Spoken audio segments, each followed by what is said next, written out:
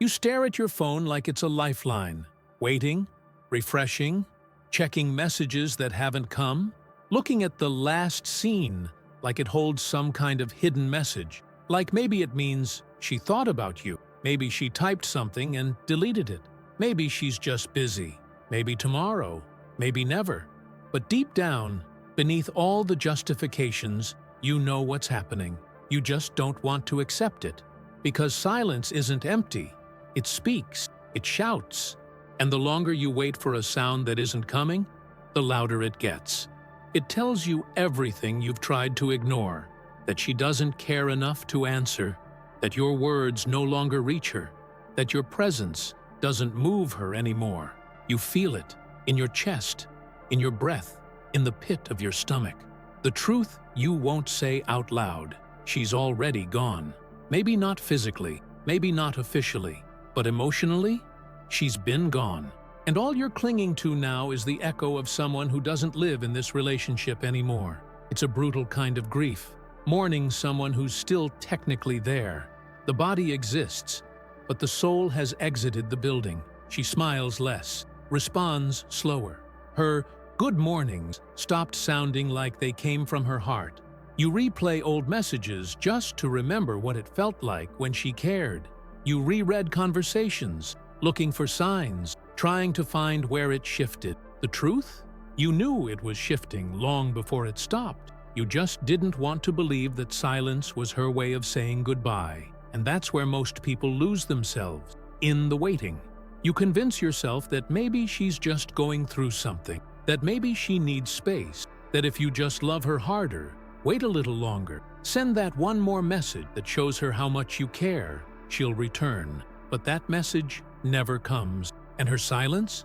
It keeps you prisoner, not because it's loud, but because it lets your imagination fill in the blanks. You become addicted to interpreting the absence, as if silence is just another puzzle to solve. But here's the hard truth.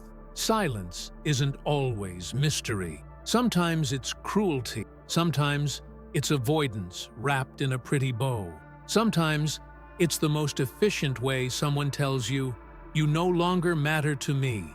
And instead of facing that, we create stories. Because the truth is hard to sit with.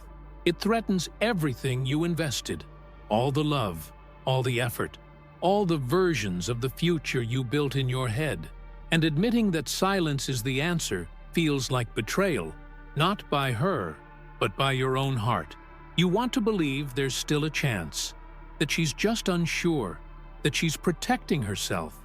But ask yourself this: when was the last time she made you feel chosen? Not tolerated, not accommodated, but chosen. When was the last time her silence felt like peace instead of punishment? When did you start equating being ignored with being loved? You didn't deserve this slow erasure, but you allowed it. You kept giving chances to someone who stopped showing up. You kept replying to messages that never arrived. You kept showing love in a one-way direction and called it patience. There's something about silence that makes it worse than screaming. When someone yells, at least they still feel something: anger, passion, conflict. But silence? Silence is indifference. It's detachment.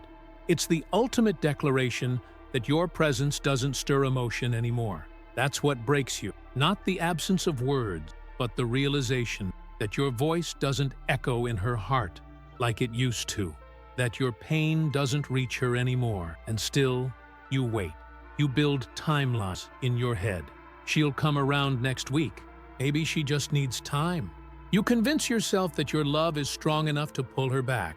But love without reciprocity is not romance. It's delusion. You can't make someone hear you if they've already decided they're done listening.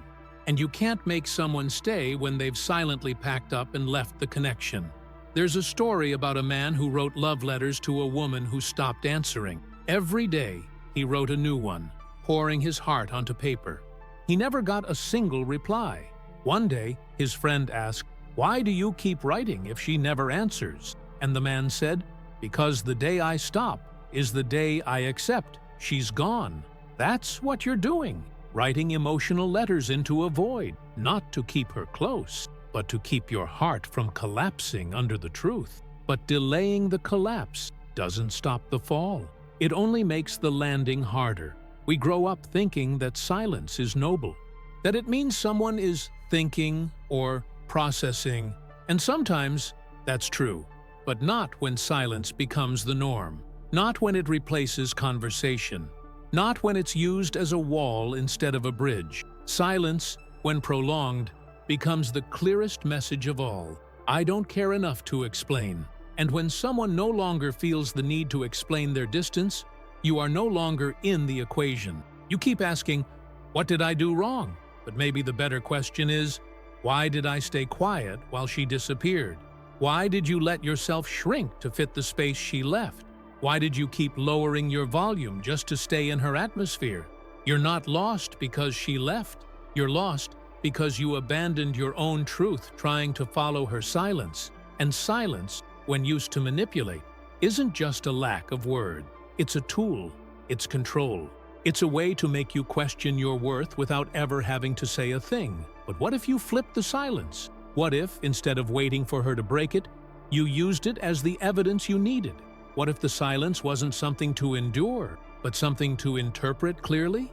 Because once you see it for what it is, not mystery, not romance, not fear, but indifference, you stop fighting.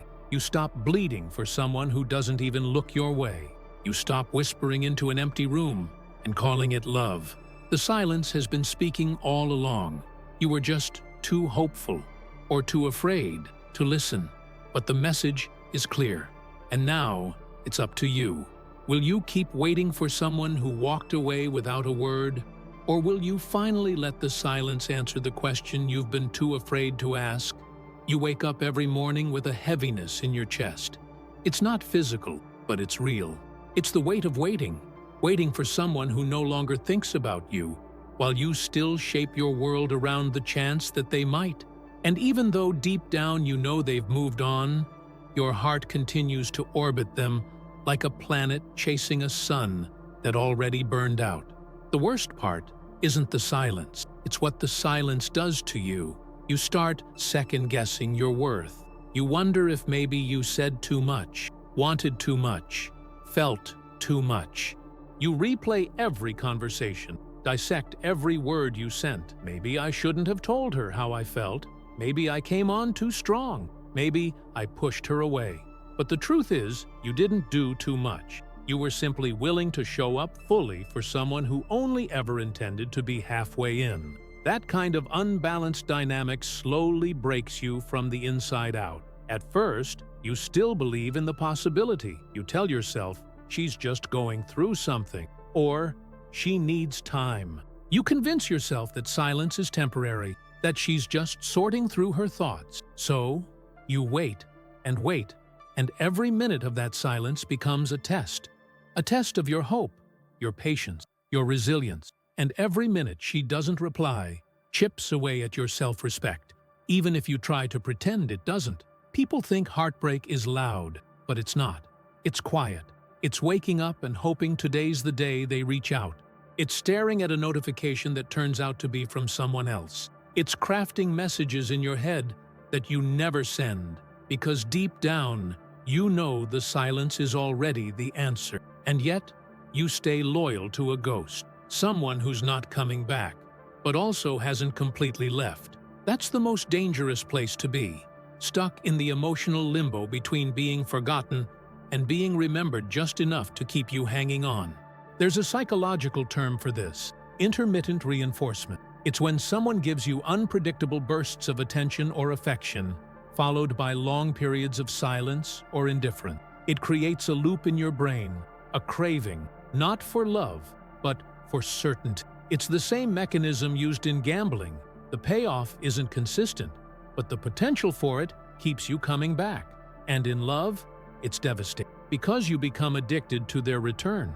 You start living in the anticipation of their next message, their next glance, their next moment of weakness where they let you in, even if just for a second.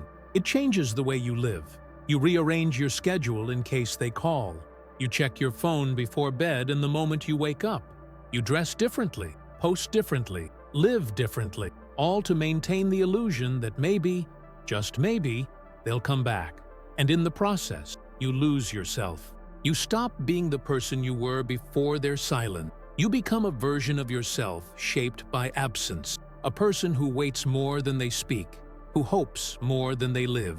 And maybe what hurts most is how invisible you feel, not just to them, but to the world. Because how do you explain that the person you're crying over hasn't technically done anything? They didn't yell, didn't cheat, didn't leave with a dramatic exit. They just stopped showing up. And somehow, that feels worse. Because there's no closure, no explanation, just this quiet vanishing act that makes you question whether the connection was ever real in the first place. But it was real, for you. And that's why it hurts so much. Because you weren't pretending, you weren't playing game, you were all in. And now, you're alone, holding the weight of a bond that no longer exists for anyone but you. That kind of loneliness doesn't just break hearts, it erodes identity. It makes you feel like you're the only one still listening to a song that already ended. So you start bargaining with yourself. I'll give it one more week. If she doesn't reply by Friday, I'll move on. But Friday comes, and she posts a story or likes a comment, and suddenly, your hope resets. She's not gone, you tell yourself. She's just distant. You read into everything. A random song lyric, a vague caption. You convince yourself there are hidden meanings, secret messages meant for you. But there aren't.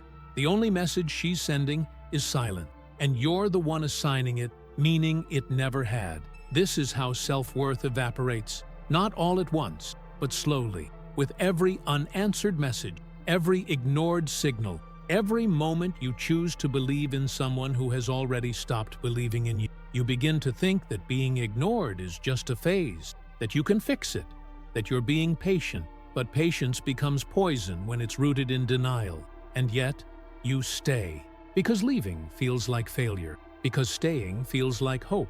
Because your heart hasn't caught up with the truth your mind already knows. And so, you suffer in silence, hoping she'll notice, hoping she'll care. But the silence only gets louder. And you start to wonder if maybe, just maybe, the silence isn't a pause, it's the end. And you were the only one who didn't hear it. She used to light up when you entered the room. Her voice changed when she saw your name on her phone.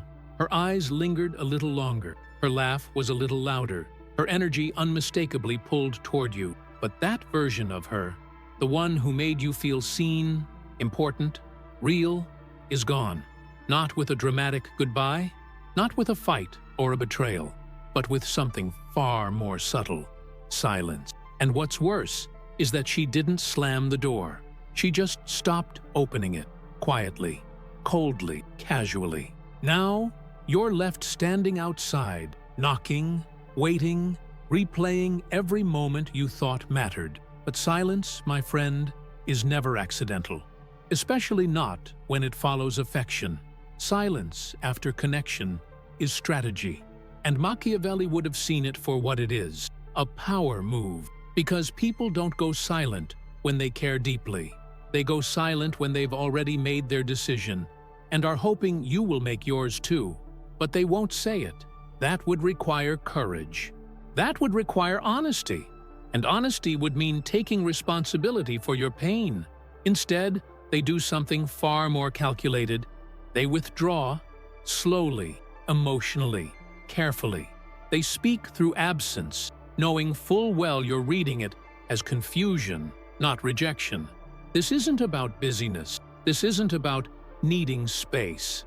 This is about a person who no longer sees you as essential, who no longer fears losing you. And that is a clear signal. Not that they're confused, but that they've already let go.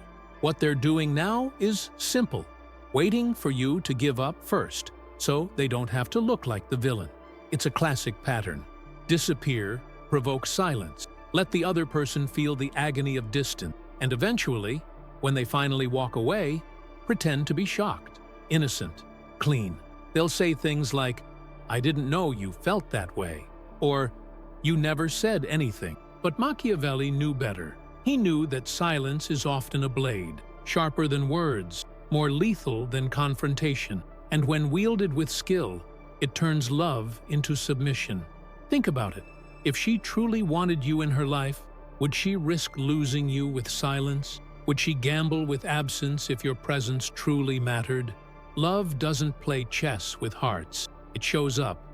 It reassures. It responds. When someone cares, they want to be clear, not clever. They don't want to win. They want to connect. But what's happening here isn't connection. It's control. And you're being controlled by the oldest trick in the emotional warfare playbook: ambiguity. Nothing drives the human mind crazier than an unresolved loop. The uncertainty keeps you hooked. You're not addicted to her. You're addicted to maybe. Maybe she still loves you. Maybe she's just overwhelmed. Maybe she's testing you. But while you're trapped in the world of maybe, she's living in the freedom of already decided. And here's the twist. She's not evil. She's not a monster. She's just emotionally done and emotionally passive. She doesn't want to hurt you, but she also doesn't want to carry the weight of ending things. So she lets silence do the dirty work. It's her way of backing out of a room without being noticed. And the moment you stop trying, she gets to say, "See? He gave up." As if you were the one who disconnected first. It's a psychological deflection.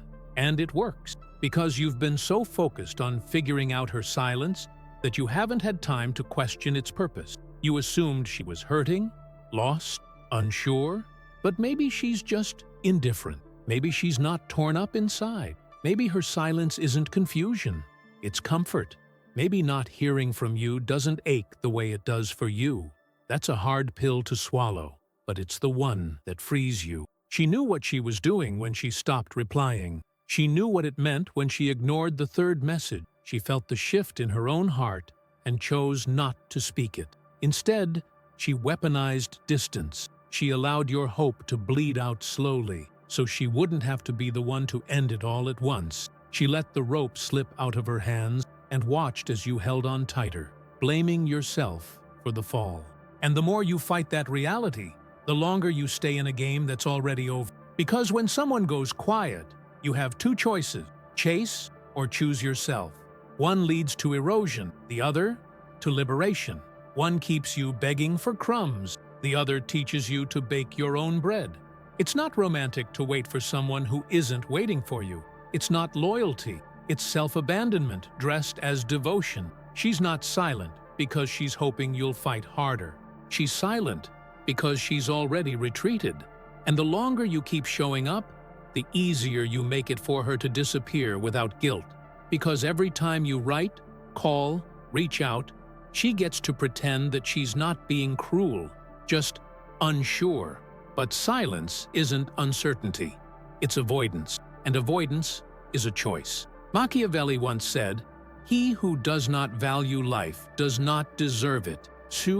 And in the realm of relationships, the same applies. She who does not value your presence does not deserve your persistence. You're not here to beg for clarity from someone who already gave you an answer in silence. You're not here to convince someone to love you when all their actions say they don't.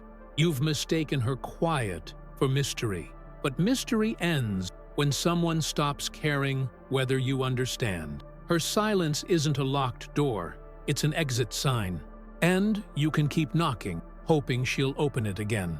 Or you can walk away with your dignity intact, not because she finally answered, but because you finally stopped asking. And the moment you stop asking is the moment you remember who you were before you waited, before her silence became your soundtrack, before you gave her the power to define your worth with her absence, before you forgot that silence doesn't just reveal others, it reveals you, too. And maybe now, it's time to listen to what your own silence is trying to say. You're still there, aren't you? Sitting with your phone in hand, rereading old messages, staring at a last-seen timestamp that hasn't changed in days. A war inside you keeps whispering two conflicting voices. One saying, "Move on," the other whispering, "Wait a little longer." Because even though every sign points to the end, you haven't quite accepted it. You're still in the game, even though the other player left the field without telling you. You're still keeping score, still showing up, still believing that maybe, just maybe, she'll come back. That's the cruel trick of emotional loyalty. You don't even realize how far you've gone until you look back and see everything you've abandoned to stay available for someone who already stopped choosing you. You put your own life on hold. You hesitate to go out. You mute your needs. You censor your truth. All for the fantasy that if you stay still long enough, she'll remember the love you gave and come running back. But let's be honest, you're not being loyal to her. You're being loyal to a version of her that only exists in your memory. The one who once lit up at the sound of your voice, who once fought for your attention, who once made you believe this was something worth fighting for. That version is gone. And the one who replaced her? The one who greets you with silence and indifference? You've never met her, but you're still giving her everything you have left. This is where the game becomes dangerous, because it's no longer between you and her. It's between you and your own mind. The mind that refuses to let go because letting go means admitting that you loved someone who no longer wants to stay. And that admission? It feels like failure, like humiliation, like all your effort, your care, your love meant nothing. But it didn't mean nothing. It just meant nothing to her anymore. There's a kind of dignity in leaving when someone has already emotionally left you. But the tragedy is, most people stay, not because they're weak, not because they don't see the signs, but because they're still hoping to rewrite the ending. They think that if they just hold on a little longer, they can turn silence into closure. But silence never gives you closure. It just gives you space. Space to create excuses, stories, false hope. It's like playing a game of chess where your opponent walked away and you're still strategizing every move. You keep analyzing her last message, her last tone, her last emoji, trying to solve a puzzle that no longer exists. The game ended. You just weren't told. And that's the part that breaks most people. The non-ending, the quiet exit, the silent unsubscription from the connection you thought was real. We're wired to need resolution. Humans crave closure like oxygen. We want answers. We want to understand. So when someone exits with silence, we stay behind. Not because we love them, but because we can't stand the open wound of not knowing why. But ask yourself honestly, what would knowing change? Would her explanation make the silence less painful? Would hearing her say, "I just don't feel it anymore," give you peace? Or would it destroy you even more? The truth is, closure doesn't come from them. It comes from you deciding that not knowing is better than being dragged through emotional purgatory. You're not weak for hoping. You're human. But hope, when misplaced, becomes a trap. It ties you to people who no longer reach for you. It teaches you to accept less in the name of potential. It turns waiting into a personality. And the longer you stay in that space, the more you forget how to function without the chase. You don't just miss her. You miss the role you played. You miss being the one who tried, who loved, who believed. And that role, even in its pain, gave you purpose. But here's a brutal truth. Being someone who loves hard doesn't make you noble if it means consistently betraying yourself. You can't keep calling it strength when it's costing you your peace. You can't keep saying it's love when it feels like starvation. You keep thinking she'll notice, that one day she'll wake up and realize what she lost. But that day isn't coming. And even if it does, will you still be the same person when it arrives? Or will you be so empty from the weight that you'll have nothing left to give? People say time heals, but time doesn't heal what you keep reopening. And every time you answer her silence with more patience, more hope, more effort, you're bleeding for someone who doesn't even look back. You don't need a sign to walk away. Her silence is the sign. And the longer you ignore it, the louder it becomes. It shows up in your anxiety, in your insomnia, in the way your laughter feels fake now, in the way you start turning down things you once loved because they don't seem to matter without her validation. That's not love. That's emotional captivity.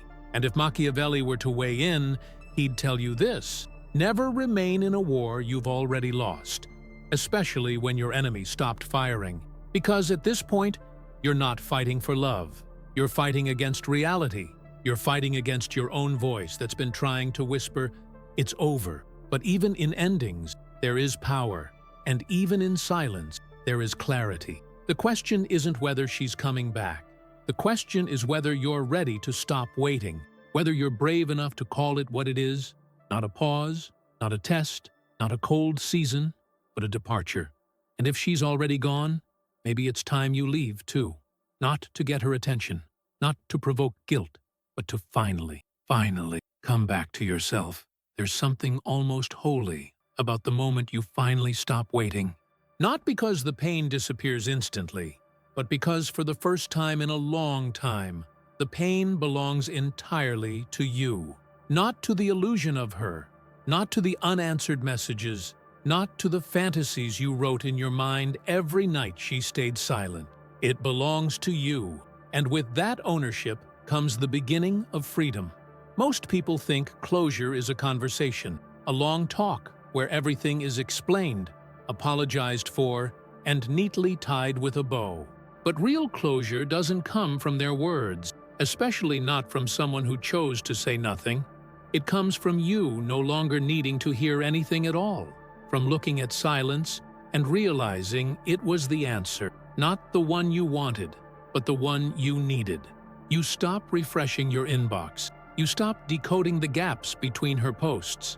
You stop waiting for her to feel your absence because you finally realize she never feared losing you in the first place. And that, as devastating as it is, becomes your greatest breakthrough. You start to see how much power you gave her, how much of yourself you placed in her hands, hoping she'd value it enough not to drop it, but she did. And now, it's your turn to pick up what's left. Not to give it back to her, but to give it back to you. It's not easy. Letting go never is, especially when all you wanted was to be seen. You weren't asking for grand gestures. You just wanted a text back, a sign, a voice, a heartbeat, something to prove that what you gave wasn't invisible. But invisibility is exactly what her silence fed on. And now that you've stopped chasing, the fog starts to clear. You remember the moments you waited for her, the nights you justified the unjustifiable, the mornings you woke up hoping today would be different, only to find the same ache waiting for you. It was never about what she said. It was always about what she didn't, the questions she never asked, the times she didn't check in, the silence that didn't break, even when you were breaking. And that's when it clicks. Someone who cares doesn't let you carry all the weight. Someone who wants you doesn't keep you guessing. Someone who chooses you does so with presence, not absence. You realize you've been measuring your worth by her attention, or lack of it. But love doesn't prove itself in responses. It proves itself in consistency. And once you remove the illusion, what's left isn't love. It's dependency. You weren't addicted to her. You were addicted to the idea of being chosen. And the moment you accept that she never truly chose you, you stop trying to make her absence into something poetic. You stop trying to turn her silence into a symbol. You start calling it what it is, neglect. And when you do, the shift is immediate, not painless, but powerful. You stop needing her to acknowledge your pain, to validate it. You stop waiting for her return to justify your love. You begin to grieve fully and honestly, not the loss of a person, but the loss of hope, the death of what could have been. And once that grief runs its course, something else rises, something rare, something permanent, self-respect. That's the moment you start saying no without guilt. You stop answering calls that only come at night. You stop giving explanations to people who never gave you effort.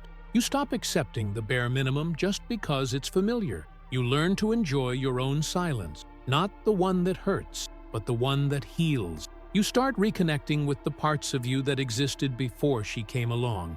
The joy, the curiosity, the laughter that didn't need permission. You go back to the version of you who didn't flinch at the sound of a delayed reply, who didn't shape his day around someone else's inconsistency. You begin to live for you, slowly, steadily, authentically. There's an old saying, the one who walks away teaches you how to stand.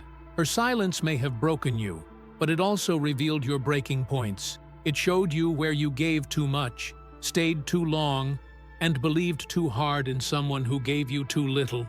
That knowledge? That's your armor now. Because the next time you feel that silence creeping in, not just from her, but from anyone, you won't chase it. You'll recognize it as a closed door, not a challenge. And you'll walk away before your soul pays the price. People often ask, how do you know when it's really over? And the answer is painfully simple. It's over when you say it is. When you stop needing their silence to scream any louder. When you stop treating absence like a riddle. When you finally understand that staying loyal to someone who disappeared isn't devotion. It's self-destruction.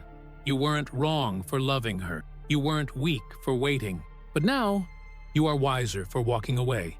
And the path ahead of you? It's not about finding someone new to fill the void. It's about learning to love the quiet that's left. Because in that quiet, your own voice returns, steady, certain, clear. And that voice is saying, you are done. Not because you stopped loving, but because you finally started listening to the silence that was never meant to keep you, only to wake you up.